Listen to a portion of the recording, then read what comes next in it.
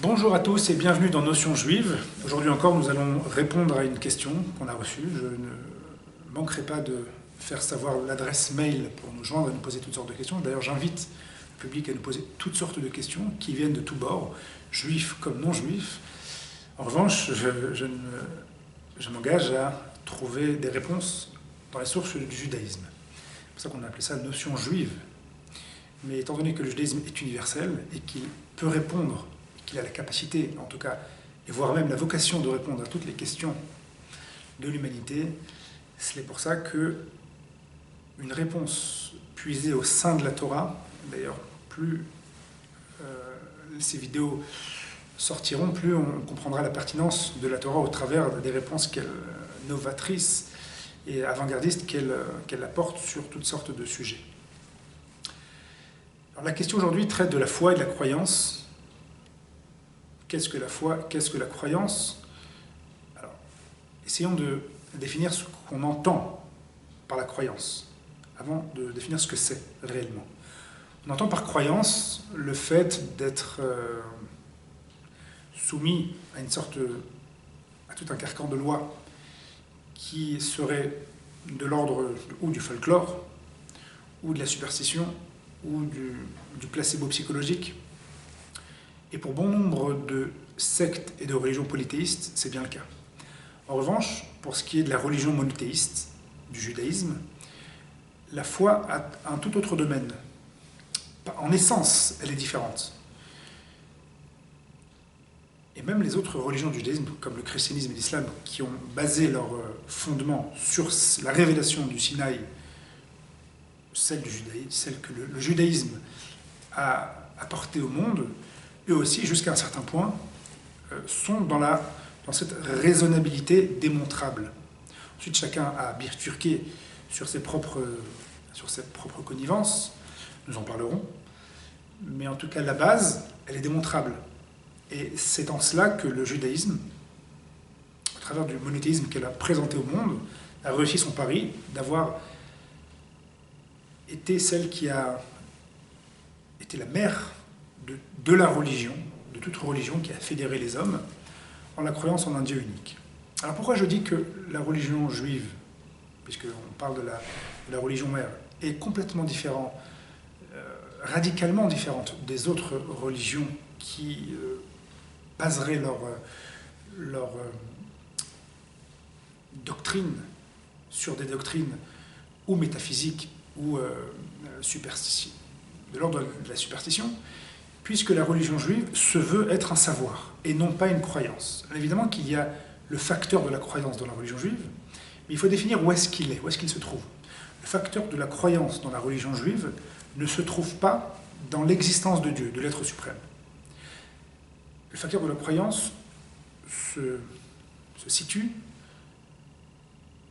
au niveau de la providence, au niveau de la rétribution finale après notre passage dans ce monde-ci, au niveau aussi du dévolu que je jetterai sur l'être suprême dans mes prières, dans mes souhaits, dans mes ambitions, dans mes projets, mais nullement sur son existence. Parce qu'en effet, son existence n'est pas de l'ordre de la croyance, elle est de l'ordre du savoir. Et d'ailleurs, la Torah donne les éléments pour accéder à ce savoir, afin de savoir que Dieu existe. C'est ce que nous allons voir aujourd'hui. C'est bien que, pour résumer, la croyance en Dieu, chez nous, dans le judaïsme, n'est pas sujette à l'existence de Dieu. Le sujet de la croyance en Dieu, il y a une fois qu'on sait que Dieu existe, combien je peux me fier à lui, en quelque sorte. Ou bien combien je peux être sûr qu'il va répondre à ses promesses. Quels sont les éléments pour lesquels la Torah nous enjoint à savoir l'existence de Dieu? D'ailleurs, la Torah nous l'enjoint de manière assez claire. Elle nous dit, tu sauras aujourd'hui, et tu ramèneras ton cœur. Alors évidemment qu'on peut tergiverser sur l'interprétation ésotérique, du sens condescendant du texte. Mais du moment que le texte nous parle de savoir, et dans la même phrase, il parle de ramener à son cœur, donc le savoir dont on parle ici, c'est vraiment un savoir cognitif. Il y a aussi d'autres éléments, d'autres versets de la sorte qui disent, comme par exemple, lorsque dans les prophètes, marqué « Sache, connais le Dieu de ton Père et sers-le », parle à chaque fois de connaissance. Mais la connaissance, pour qu'on puisse parler de connaissance, il faut qu'on nous donne les éléments pour arriver à cette connaissance. Un des éléments pour arriver à cette connaissance, c'est des éléments qui sont à l'intérieur du texte, qui nous parlent d'une observation empirique. Mais ce n'est pas sur ce point-là que j'aimerais qu'on s'arrête. J'espère faire une autre vidéo sur ce point-là, qui concerne donc le fine-tuning, l'entropie, qui concerne les données moléculaires du système humain, qui concerne l'improbabilité mathématique que du néant émerge une structure aussi complète et aussi fonctionnelle. On en parlera. J'ai écrit pas mal de livres sur ça, au travers de toutes les études qui sont sorties, au travers de ce que la science aujourd'hui propose, et de l'avancée scientifique. Mais la Torah n'a pas enjoint à savoir l'existence de Dieu en concours de la science. Ça a été dit bien avant, d'accord. Donc quels sont les éléments probants qui accéder à l'homme cette connaissance-là, le savoir que Dieu existe? Eh bien, la Torah témoigne que la connaissance de Dieu a été sous deux vecteurs appréhendables par l'homme. Le premier, il s'agit de la révélation divine du Sinaï, ce auquel nous allons accorder toute notre attention aujourd'hui, mais aussi de la prophétie. Alors il y a les prophéties qui ont été énoncées à l'avance et qui se sont réalisées dans les moindres détails au fil des siècles, mais il y a surtout les prophètes qui représentaient un nombre quantifiable, mais assez important, de personnes qui voyaient au travers de la réalité matérialiste qui était posée sous nos yeux. Selon l'élément principal que la Torah met en avant, c'est celui de la révélation au Sinaï. Alors, la révélation au Sinaï, qu'on commémore chaque année, et dans plusieurs autres occurrences, il est l'élément probant de notre connaissance de Dieu. C'est-à-dire que dans cet événement singulier, qui ne s'est jamais réitéré, Dieu est apparu à toute une nation, à l'ensemble d'une nation, qu'il a pris comme témoin oculaire pour véhiculer cette rencontre. Et une fois que nous savons que cette rencontre, car nous avons les éléments pour critiquer de manière positive et constructive, à savoir si cette rencontre a réellement eu lieu, une fois que nous pouvons statuer, et au final qu'elle a réellement eu lieu, que nous allons transmettre à nos enfants de génération en génération, à nos compatriotes, etc., à l'humanité tout entière, nous allons pouvoir valider en nous la connaissance que Dieu a bel et bien été là. Alors, comment s'articule-t-elle cette révélation du Sinaï? Tout d'abord, les faits. Nous allons aujourd'hui l'analyser, la décortiquer, comme ce que nos commentateurs médiévaux, les Rishonim, ont fait pour baser la foi, comme Maïmonide, notamment dans le Maïmonide, mais le Kuzari, principalement Rabbi Yehuda Levi, Rav Saadia Gaon, tous ces autres commentateurs datant des siècles passés, 15e, 13e, 14e parfois. Mais tout remonte au texte. Alors les faits déjà qui sont intégrés, qui font partie du texte, disent que des millions de gens étaient témoins d'une révélation divine. Ces millions de gens ont assisté donc à une entrevue entre Dieu et eux. Première question. Qui nous dit qu'ils étaient vraiment des millions? Qui nous dit qu'ils n'ont pas tout inventé? Qui nous dit qu'on ne leur a pas dit de dire c'est ça? Et c'est tous ces éléments-là, questions légitimes, parfois sarcastiques, avec lesquelles on va devoir se confronter. Alors la première question, elle est de savoir qui dit qu'ils n'ont pas tout inventé.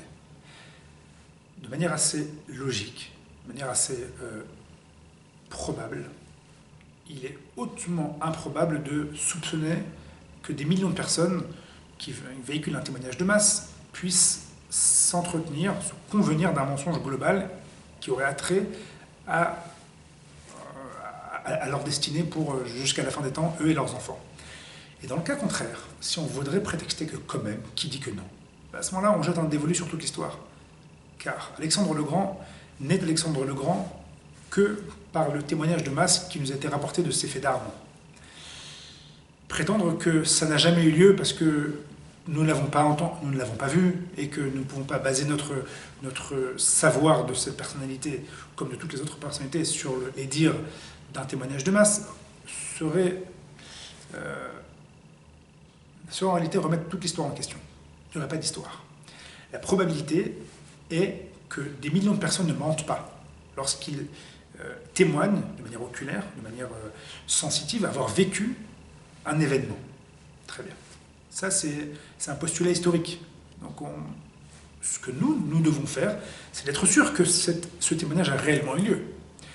Quels sont les éléments qui nous sont donnés pour être sûr que ce témoignage a réellement eu lieu? Premièrement, la Torah. Premièrement et dernièrement, je vais expliquer pourquoi. La Torah, qui, au-delà d'être un livre de morale, d'un livre de commandement, et comporte, car il y a plusieurs strates dans la Torah, il y a plusieurs objectifs, il y a plusieurs buts. Un des buts est de retranscrire un récit. Un récit qui a été véhiculé par des gens qui sont intégrés en tant que protagonistes à l'intérieur de ce récit. Et dans le récit de la Torah, il y a marqué qu'il y avait des millions de gens présents au pied du mont Sinaï pour assister à la révélation divine. Et la Torah leur parle en disant « Vous avez vu, vous vous rappelez, nous étions là. » Et une horde de psukim, de versets, qui prennent le lecteur, ceux qui vont être les porteurs de la Torah, les véhiculer à leurs enfants, en les intégrant là, au sein du récit, en leur disant « Vous avez vu, vous vous rappelez, tout a été fait devant vos yeux. » Et enfin, ces personnes-là, et la Torah aussi dit combien ils étaient. La Torah définit qu'ils étaient plus de 600 000 hommes de 20 à 60 ans ayant pour convocation d'aller à la guerre, pouvant guerroyer. Donc, au bas mot, 600 000 hommes, avec leurs femmes, c'est au moins 1,2 million, les moins de 20 ans, les plus de 60, les Égyptiens qui les ont suivis, on parle au bas mot de 3 millions de personnes. Et la Torah le dit. Donc on a un document qui se veut être le récit d'une situation qui témoigne d'un fait historique. Pouvons-nous jeter un dévolu? Pouvons-nous remettre en doute l'authenticité de ce qui est marqué dans le texte? Alors on pourrait, en disant, qui nous dit que ce n'est pas un homme qui a inventé tout cela? Il faut bien comprendre que la preuve de la véracité de la Torah, de son authenticité, de l'authenticité de ce récit, ne vient pas du récit lui-même. Il vient du fait que ce récit est attesté par les porteurs de ce récit, qui sont le peuple, qui sont intégrés au sein de ce récit, et qui vont transmettre cette Torah de génération en génération.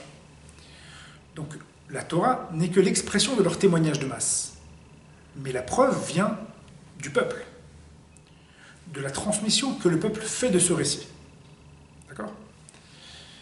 Donc le peuple transmet un document dans lequel il est marqué qu'ils ont assisté à des faits gargantuesques, gigantesques et absolument géopolitiques aussi, avec la sortie d'Égypte, avec dans des détails extrêmement précis que nous allons essayer d'afficher.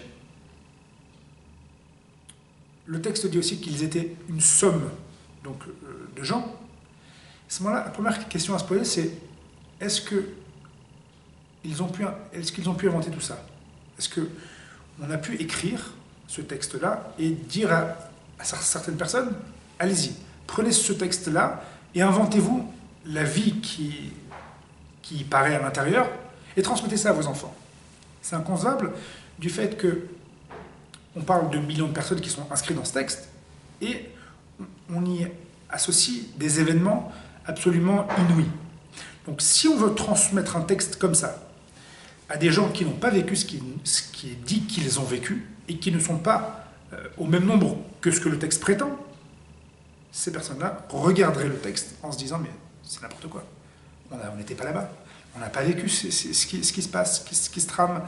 On n'est pas des millions comme ce texte dit. Qu'est-ce que vous voulez de nous là? On ne peut pas convaincre des gens d'avoir vu des choses qu'ils n'ont pas vues et d'avoir fait des choses qu'ils n'ont pas fait, s'ils ne les ont pas réellement pas fait. Donc le fait est que tout un peuple transmet un document attestant qu'ils ont vécu des choses, des aventures politiques, géopolitiques, et plus que ça, qu'ils se retrouvent avec les richesses d'Égypte. Où sont ces richesses? Et que le texte parle de plusieurs générations qui se sont entreachevées, qui sont intermédiaires au sein de cette épopée, c'est-à-dire les grands-pères, les grands-parents, les parents, les enfants. Okay. Et que on parle d'un événement qui englobe tout un peuple. Cela ôte radicalement la capacité d'invention. Alors, il y a dans les dernières années, il y a je parle de 1900. Aujourd'hui, ce n'est plus d'actualité, puisque l'archéologie vient contrer cet argument.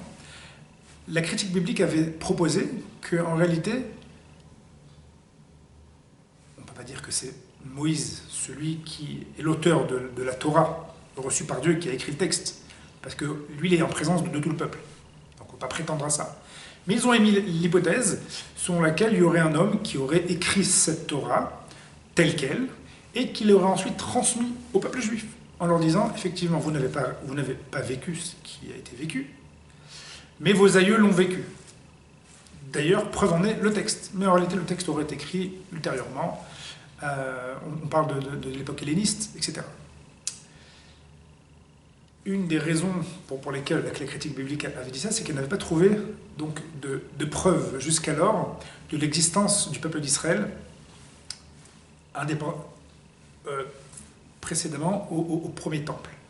Aujourd'hui, l'archéologie nous fait voir que l'écriture juive, l'écriture des Hébreux de Canaan de l'époque, a été retrouvée depuis, en remontant 3200 ans dans le passé.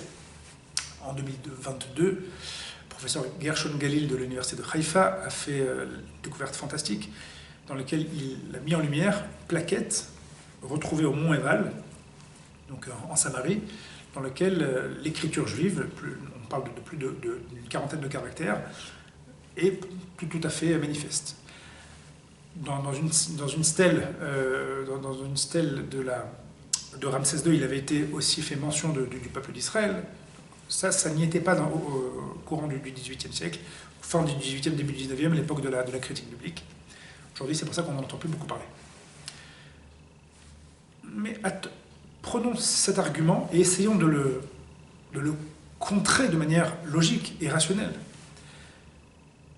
Se pourrait-il qu'un homme écrive la Torah et la transmette à un peuple, donc au peuple juif, en leur prétextant que leurs parents, leurs aïeux ont vécu tous ces événements-là alors qu'ils ne les ont pas vécus réellement? C'est impossible. Vous savez pourquoi?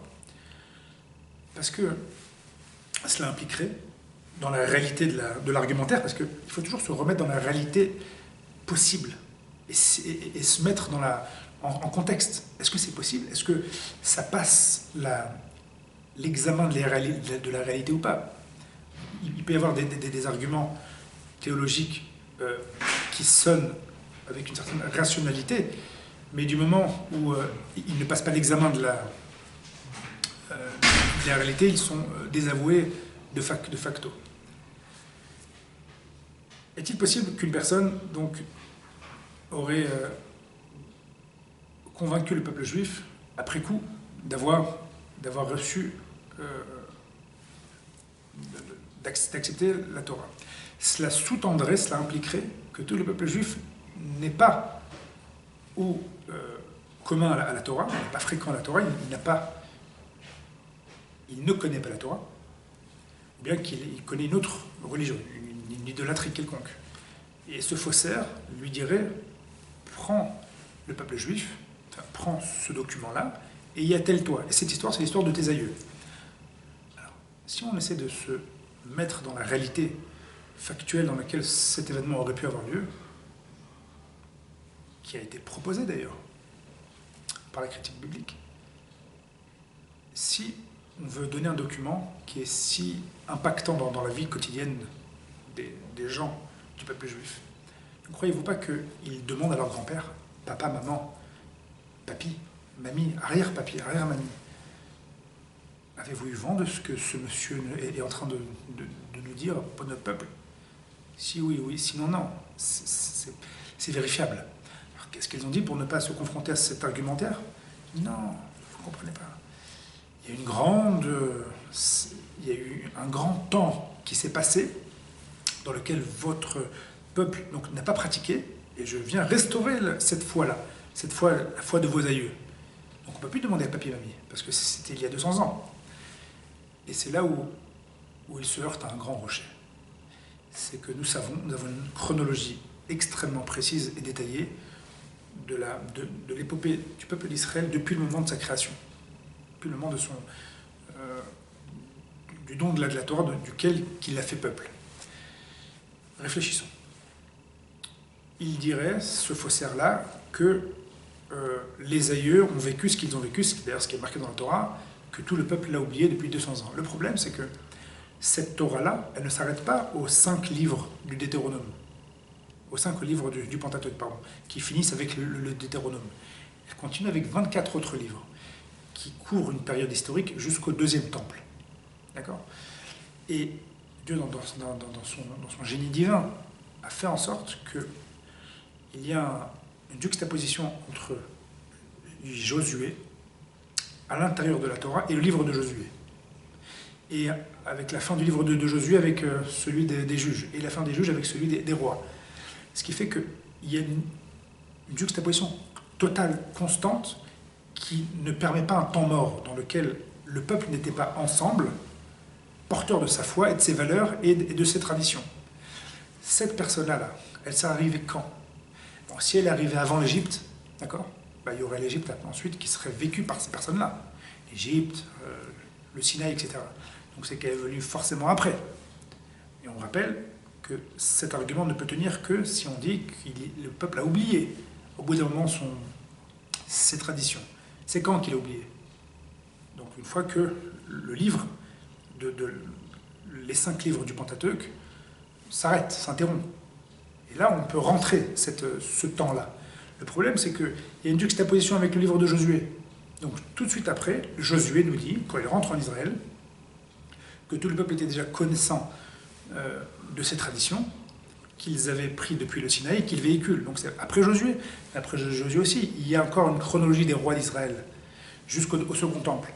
Donc il n'y a pas de temps mort permettant à une personne de venir proposer un nouveau document à ce peuple qui n'est pas commun de la Torah et de ses traditions, auquel on pourrait attenter une supercherie nationale. Ça n'existe pas, ce n'est pas possible. Donc, nous avons tout un peuple qui témoigne en commun d'avoir vécu une révélation divine qu'ils vont transmettre de père en fils. Ça, c'est au niveau de la révélation et de toutes les pans dans lesquels on a essayé de le déstabiliser, qui finalement trouve une assise du fait de sa véracité. Il y a beaucoup d'autres éléments qui s'ajoutent à cela. Un des éléments, c'est le fait que Dieu, immédiatement après avoir fait la révélation divine, impose au peuple juif de commémorer cette révélation à travers de plusieurs commandements physiques. Les téphilines, les jours de fête, de Pessah, etc. Cette commémoration se devait d'être de génération en génération. Comment commémorer quelque chose qu'on n'a pas vécu? On rappelle qu'un des commandements de Pessah, qui est la principale commémoration de cet événement-là, dit aux enfants, enjoint aux enfants, demandez à vos parents qu'est-ce qui s'est passé. Donc imaginez-vous, ils auraient inventé quelque chose, ils auraient dit à leurs enfants, mais questionnez-nous, questionnez-nous. Et c'est pas un ou deux parents, c'est toute la nation d'enfants qui demandent à leurs parents. D'accord? Premier élément. Deuxième élément, pour mentir, il faut avoir une raison. Et là, à part d'attiser toute la haine des nations du monde qui a crié antisémitisme, il n'y a pas vraiment de raison, sachant que le judaïsme impacte toute la vie d'un homme depuis qu'il est petit jusqu'à son dernier souffle, avec une somme un répertoire extrêmement exigeant de commandements. On ne se l'invente pas. Hein. Et surtout, un argument que je trouve qui est assez puissant. c'est que ceux qui voudraient dire que la première génération, la génération du Sinaï, aurait inventé ou qu'on l'aurait fait inventer l'histoire.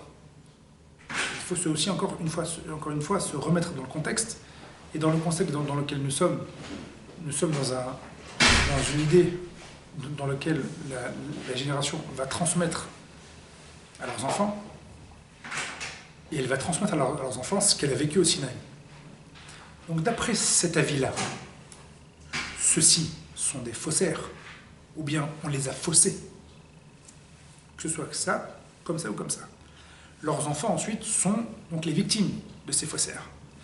Comment les enfants victimes de ces faussaires auraient-ils à leur tour, dans la suite de la Torah, dans la suite des livres, prétendu avoir eux aussi vécu des événements surnaturels?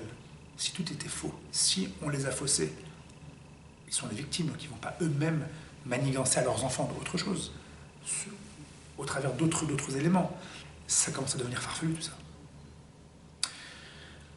Et nous savons que dans le texte, il y a eu plusieurs autres interventions divines, toujours connectées avec celles de la révélation et de la prophétie de Moïse, qui ont été vécues au travers des autres périodes de l'histoire juive. Toujours le même modèle, témoignage de masse, message qui vient du ciel et qui se fait véhiculer au travers des générations à venir.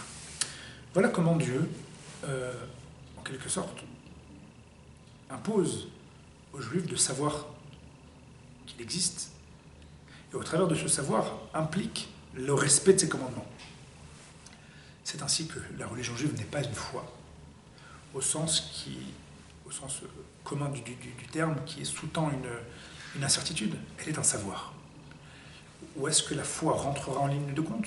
Lorsqu'il s'agira par exemple d'avoir confiance en Dieu. D'ailleurs, c'est pour ça que l'étymologie du mot émouna, qui est la traduction littérale de foi, la mauvaise traduction littérale de foi, si on peut dire, n'est pas la foi.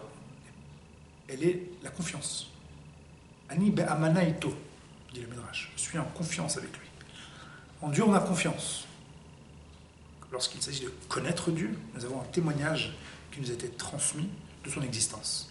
Et ça, c'est indépendamment des prophéties, dont on parlera dans une autre vidéo, qui aussi témoignent de la véracité de son existence. Merci de m'avoir suivi, merci d'avoir suivi Notions Juives, et je vous affiche l'adresse mail pour nous poser toutes sortes de questions auxquelles je m'efforcerai de répondre au travers de la chaîne. Cliquez, vous savez comment faire pour que l'algorithme de YouTube et de tout autre support vous permette de revoir nos vidéos.